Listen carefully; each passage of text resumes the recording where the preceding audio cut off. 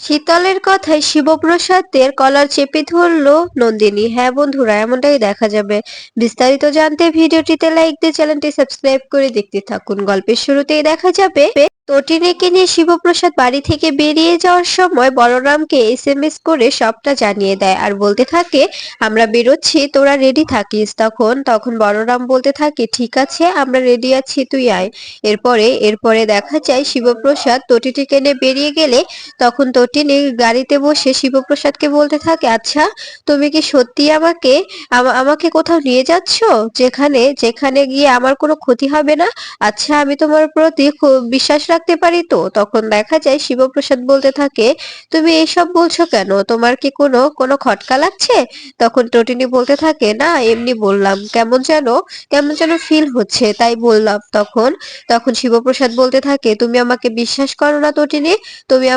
তুমি আমাকে বিশ্বাস করো না? তখন তখন দেখা যায় শিবপ্রসাদের কথা শুনে তটিনী বলতে থাকে, বিশ্বাস করি বলেই তো তোমার সঙ্গে এসছি, তাই না, সঙ্গে যাচ্ছি। তখন তখন এই কথাটা বললেই তো শিবপ্রসাদ চুপ করে থাকে। এরপরে দেখা যায় হঠাৎ অর্ধেক রাস্তা গিয়ে শিবপ্রসাদ বলতে থাকে, তটিনী তুমি একটু বসো, আমি এক্ষুনি আসছি। এই বলেই শিবপ্রসাদ নেমে গেলে কিছু গুন্ডা এসে তটিনীকে তুলে নেয়। এরপরে এটা দেখে কিছু বলতে পারে না শিবপ্রসাদ।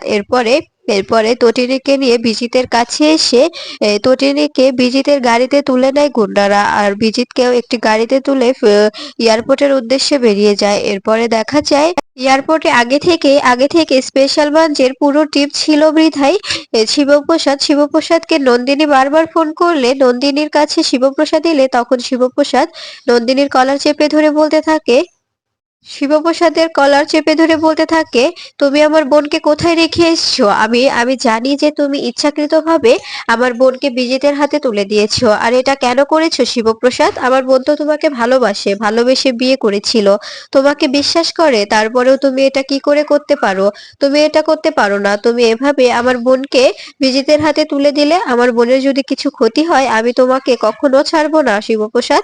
আমি তোমাকে ক্ষমা করব না, তোমাকে আমি জেলের ঘানি টানাবো। এরপরে শিবপ্রসাদ বলতে থাকে, প্লিজ দিদি, বোঝার চেষ্টা করুন, আপনার বোনের কোনো ক্ষতি হবে না। আমি আমার লাট্টুকে ফিরে পাওয়ার জন্য শুধুমাত্র তটিনীকে ওর কাছে দিয়েছি, কিন্তু ও কিছু করতে পারবে না। তার আগে ওর কাছ থেকে তটিনীকে আমি ছিনিয়ে নেব। আপনি আমাকে বারবার ফোন করছিলেন বিধায় আমি এখানে এসেছি।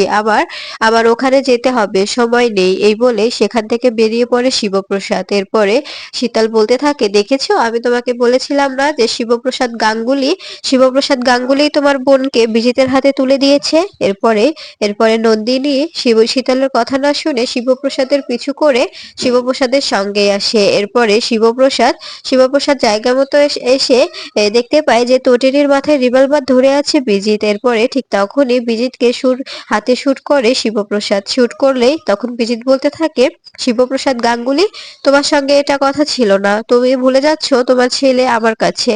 তখন শিবপ্রসাদ বলতে থাকে, লাট্টু কোথায় আছে আমি জেনে গেছি, আর লাট্টু এখন তোর তোর জিম্মিতে নেই। লাট্টু এখন নিরাপদে আছে, আমার কাছে আছে। এখন এখন তুই কি করবি, করে দেখা। এরপরে এটা বললে বিজিত সঙ্গে সঙ্গে তার গুন্ডাদের ফোন করলে দেখা যায় ফোনটা সুইচ অফ বলে। ঠিক তখনই আরেকটি গুন্ডাকে ফোন করলে ফোনটা আসে শিবপ্রসাদের কাছে। তখন শিবপ্রসাদ ফোন ধরে বলতে থাকে, দেখেছিস, এখন তোর সব সব গুন্ডাগুলো আমার আমার হেফাজতে আছে, আর আমার ছেলেও সুস্থ আছে।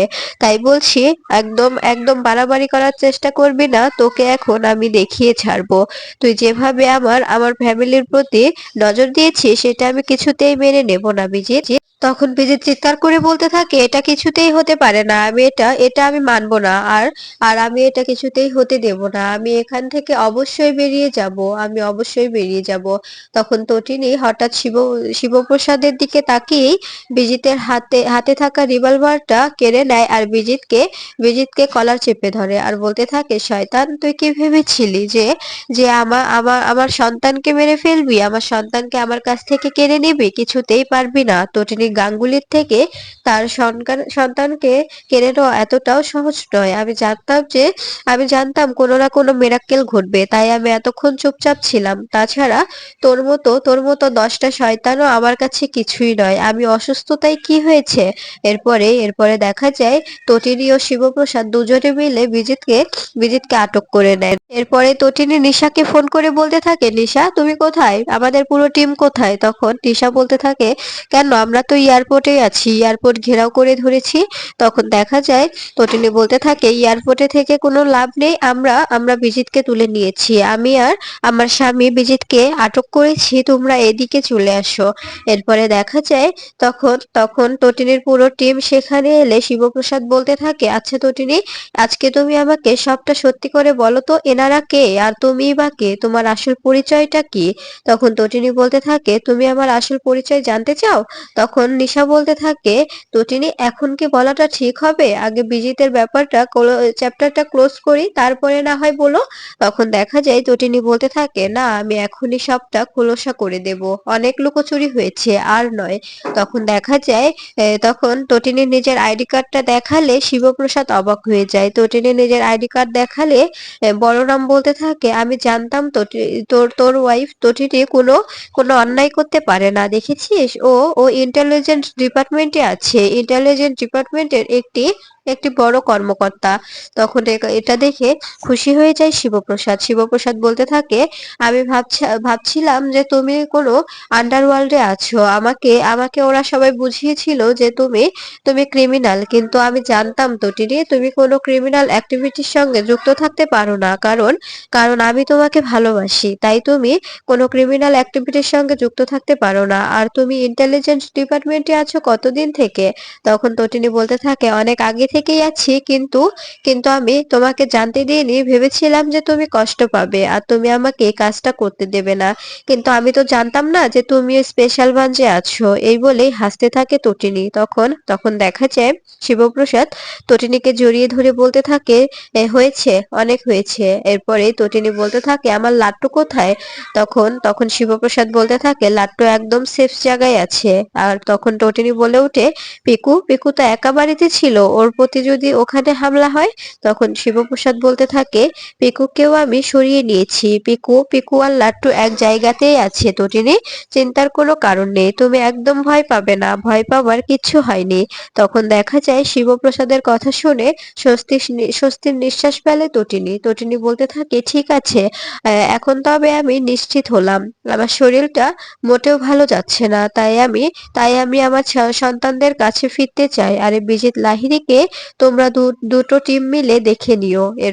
এরপরে দেখা যায় বিজিতকে নিয়ে স্পেশাল ব্রাঞ্চে চলে আসে সবাই। এরপরে বিজিতকে স্পেশাল ব্রাঞ্চে ইন্টারোগেট রুমে ঢুকিয়ে ঢুকিয়ে মারধর করতে থাকে নিশা ও শিবপ্রসাদ। তখন শিবপ্রসাদ বলতে থাকে, আর আর কত কত শয়তানি করবি, তুই তো এখন তুই যেরকম তোর বয়স, তুই যদি নিজে গায়ে ঘেমে কাজ করিস, কোনো সৎ পথে কাজ করিস, তবে তোর জীবনটা ভালোভাবে চলে যেত, কেন এরকম অসৎ কাজ করলি? এখন তো সারাটা জীবন জেলের পিছনেই কাটিয়ে দিতে হবে। তখন বিজিত বলতে থাকে, আমাকে আটকে রাখবে এরকম জেল এখনো তৈরি হয়নি, তাই তাই আমাকে আটকে রাখাটা এতটাও সহজ নয়। তখন দেখা যায় শিবপ্রসাদ বলতে থাকে, আচ্ছা দেখি তুই কি করে এখান থেকে বেরোতে পারিস, তোর কোন বাপ আসে তোকে বের করতে?